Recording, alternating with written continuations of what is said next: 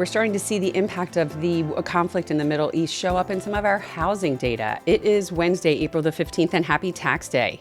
This is Markets with Megan. If you like this podcast, you can subscribe. You can hit the alarm bell or share it with your friends, family, colleagues, anybody who likes to dig into the economic data that we receive every day and what that means for the economy and then the different asset classes. So let's dig right into the data we received this morning and some data we got earlier this week. It surrounds the housing market, and this is a part of the economy that has been struggling for years.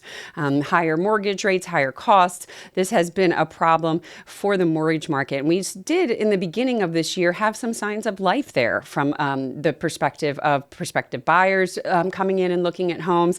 And that's because we had a drop in the mortgage rate.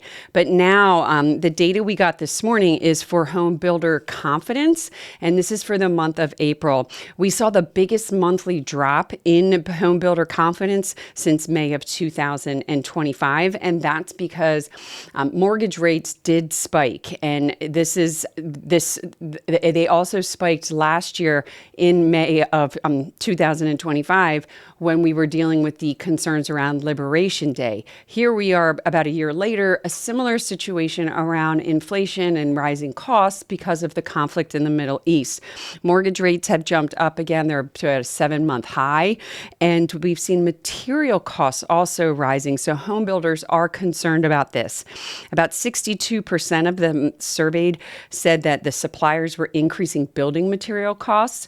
And then about 70% of those surveys actually said that they were unsure of how to price things because the uncertainty around how much building material costs will continue to rise. Remember, the Strait of Hormuz doesn't just carry oil. There's a lot of other products that come out of that. So that supply chain disruption is causing some pricing pressures now in the housing market.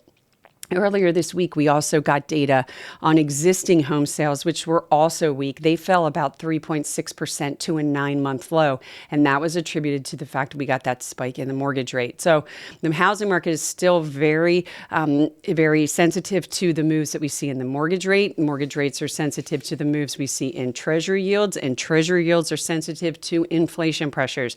So this is news that we'll probably see some more coming out as the data from March and April start to hit the tape. That's all we have today. If you want a history of our podcast, you can go to marketswithmegan.fm. Thank you.